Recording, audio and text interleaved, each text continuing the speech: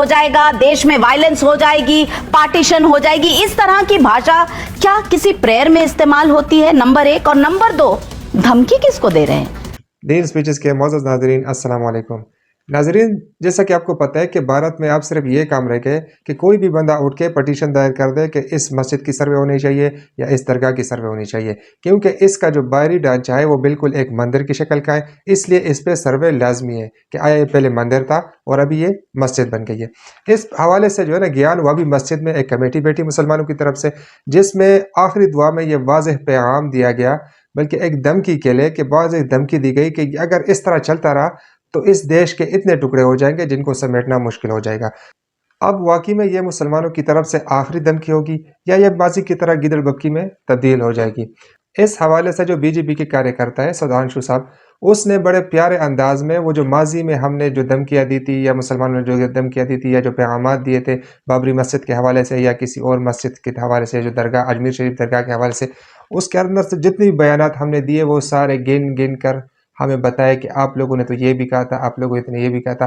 Video बड़ी मज़े की है, मैं चाहे जितना भी उसकी डिफिनेशन कर दूं लेकिन उसके लेवल तक नहीं पहुंच सकता। इसलिए आप खुद वीडियो देख लें और अंदाज़ा लग गए कि क्या ये बयानात सारे हमारे उलमा के हैं या ये अपने तरफ से बीच में कुछ डाल रहे हैं।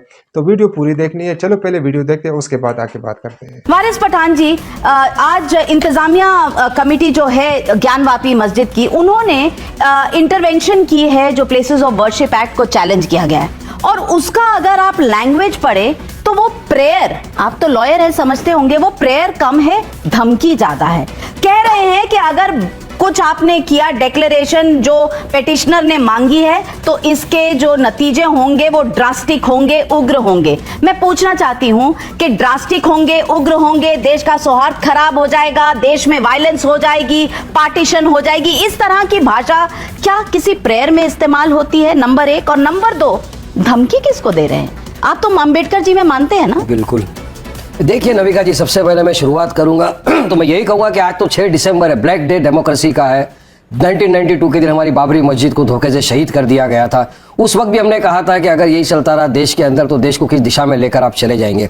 प्लेसेस ऑफ वर्शिप एक्ट ये सब चीज़ को मद्देनजर रखते हुए बना था 1991 में कि आगे से जो भी धार्मिक स्थल हो 15 अगस्त 1947 तक के उसका आप नेचर कैरेक्टर चेंज नहीं कर सकते। मगर ये नहीं समझ रहे, ये बार बार लोअर कोर्ट्स में जाके सर्वे का ऑर्डर लाते हैं, सर्वे कराने की बात करते हैं। और आप हम तमाम ने देखा कि सर्वे के नाम के ऊपर ज्ञानवापी के अंदर क्या हुआ, हमारा वजू खाना सील कर दिया गया। सर्वे के नाम पर संभल में हमने तमाम ने देखा कि किस तरह से 5 मुस्लिम युवाओं का कत्ल कर दिया गया, शहीद हो गए 5 मुस्लिम युवा। और आपका टॉपिक ये पूरा, जब जो मस्जिद कमेटी है जिसने गया है सुप्रीम कोर्ट में, उन्होंने साफ कहा है ना, हम तो पहले से बोलते रहे कि अगर आप इसी तरह सर्वे करते रहे, हिंदू मुसलमान के बीच में आप नफरत फैलाते रहे, तो हमारा देश तो वही 92 के एरा में चले जाएगा। तो जब 91 प्लेसेस ऑफ वर्शिप एक्ट, उसका फायदा क्या हुआ? उसका इंटेंट और इंटेंशन तो एक ही था ना कि देश में नफरत खत्म हो जाए, हिंदू मुसलमानों के बीच में भाईचारा बना रहे, गंगा जमनी तहजीब जो थी वो बनी रहे। मगर आप तो सबको खत्म करने के चक्कर में आ गए। 1991 प्लेसेस ऑफ वर्शिप एक्ट आप मानते हैं? बिल्कुल मानते हो। तो उसमें कहा है कि एएसआई जो प्रोटेक्टेड मॉन्यूमेंट्स हैं उस पर वो लागू नहीं होती है। सुनिए, जब सुनिए पूरा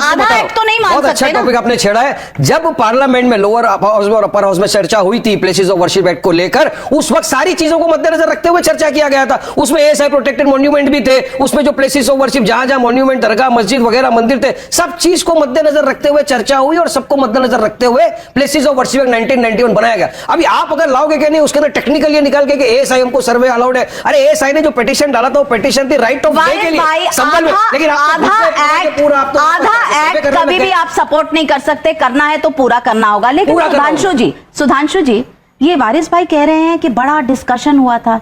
मेरी जहां तक जानकारी है ये बिल हबड़ तबड़ में पास नहीं, मेरी जो जानकारी है कोई जाके चेक कर ले, डिस्कशन बीच में रोक देना पड़ा था, बिल तुरंत पास कराना पड़ा था, क्योंकि ऐसे ऐसे फैक्ट उभर के सामने आ रहे थे कि उस समय की गवर्नमेंट के लिए बहुत अनकंफर्टेबल रहा था। जैसा भी वारिस पठान जी ने कहा, भाई उसमें क्लियर कट लिखा है कि ASI archaeological survey places of worship नहीं हो सकती, दोनों एक साथ नहीं हो सकते। और चलिए वो भी मैं मान लूं, ये एक ऐसा विचित्र एक्ट था भारत के इतिहास का जो कहता है कि 15 अगस्त को जो रिलीजियस कैरेक्टर है उसे नहीं बदला जा सकता। पर रिलीजियस कैरेक्टर की डेफिनेशन क्या है ये एक्ट में कहीं नहीं लिखी। कौन कौन से मॉन्यूमेंट्स का क्या क्या रिलीजियस कैरेक्टर था ये कहीं डिफाइंड नहीं है। तो काशी विश्वनाथ में यही तो विषय है कि 15 अगस्त 47 को अगर वहां तहखाने में पूजा होती थी तो रिलीजियस कैरेक्टर तो 1993 में बदला गया। और जो संभल का इशू है वो आर्कियोलॉजिकल सर्वे के कंट्रोल में था 1947 में, वो ग्रेजुअली एक रिलीजियस उसमें कन्वर्ट हो गया।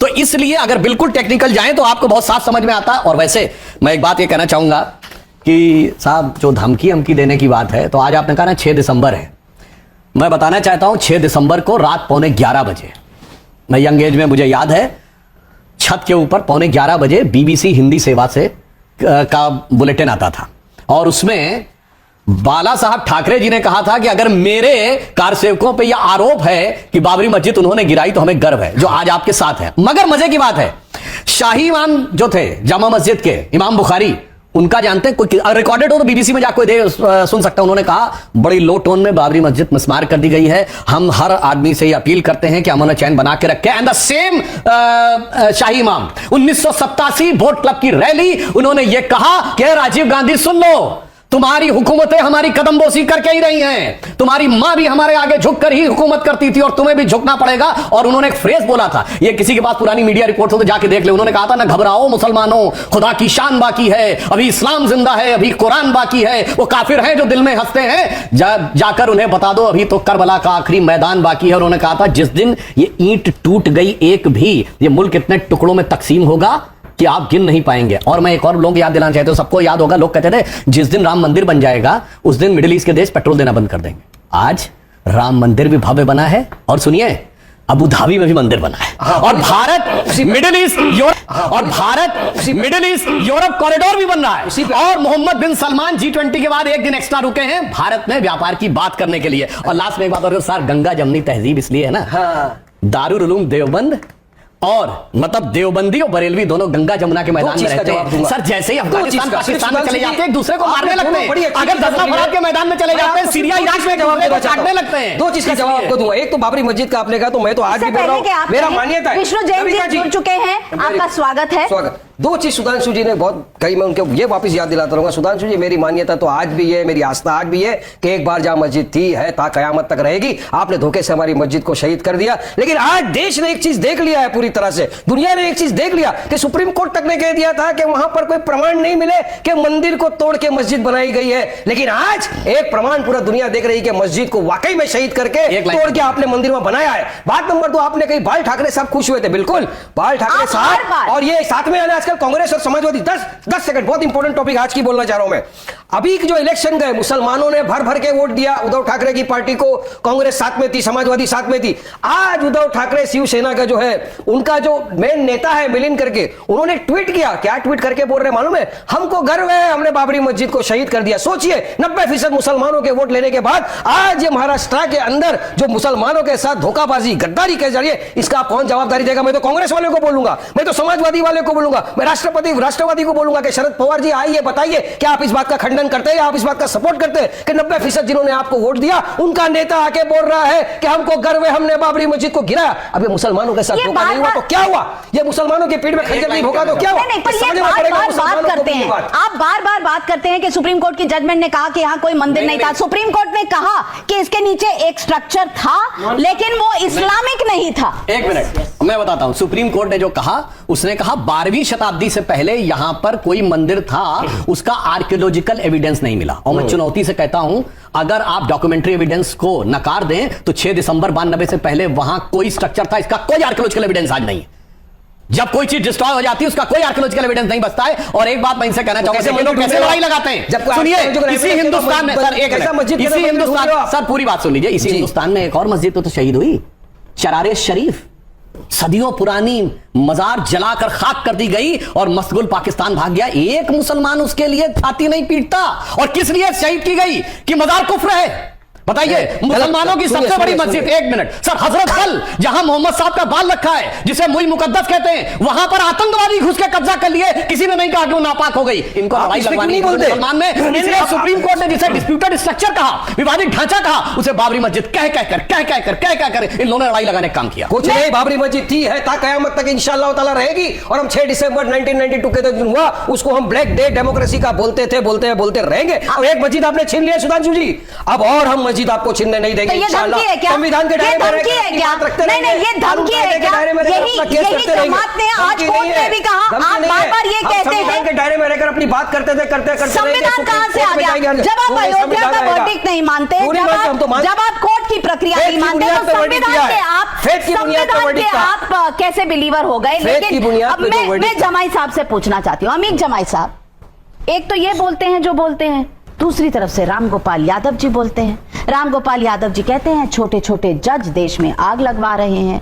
आज उन्होंने कहा हाँ होगा ही, अगर इस तरह से कोर्ट में दायर किए जाएंगे पिटीशंस तो अशांति होगी। मैं पूछना चाहती हूं किसको डरा रहे हैं, किसको धमका रहे हैं? क्योंकि 92% वोट आपका मुसलमानों से आता है। ये 2024 के लोकसभा इलेक्शंस दिखाते हैं। इंडिया गठबंधन को 92% मुसलमानों का वोट मिला, तो बस उन्हीं के लिए, एक वोट बैंक के लिए ये स्टेटमेंट्स हैं। बात से मुसलमानों की नहीं नाविका जी, आपका कार्यक्रम पूरे देश में इस वक्त करोड़ों लोग देख रहे होंगे। आप बात कर रही हैं कि जो सांप्रदायिक उन्माद है, पोलराइजेशन की जो राजनीति है इस देश के अंदर, शिलान्यास से आप उठाइए, राम मंदिर का जो प्रोजेक्ट था भारतीय जनता पार्टी और जो ये आंदोलन इस देश में चलाया गया, इस देश को क्या मिला? जी नाजरीन, तो वीडियो आप लोगों ने देख ली। उम्मीद करता हूँ आप लोगों को पसंद आई होगी। कौन कहाँ का खड़ा है और किसकी क्या औकात है ये आप लोग मेरे से बेहतर जानते हैं, लेकिन कमेंट में ज़रूर आगाह करिएगा। आप मज़ीद इस तरह की अच्छी वीडियोस के लिए हमारे चैनल को सब्सक्राइब करें और बेल आइकान का बटन ज़रूर दबाएं ताकि हमारी हर नई आने वाली वीडियो आप तक टाइम से पहुँचे।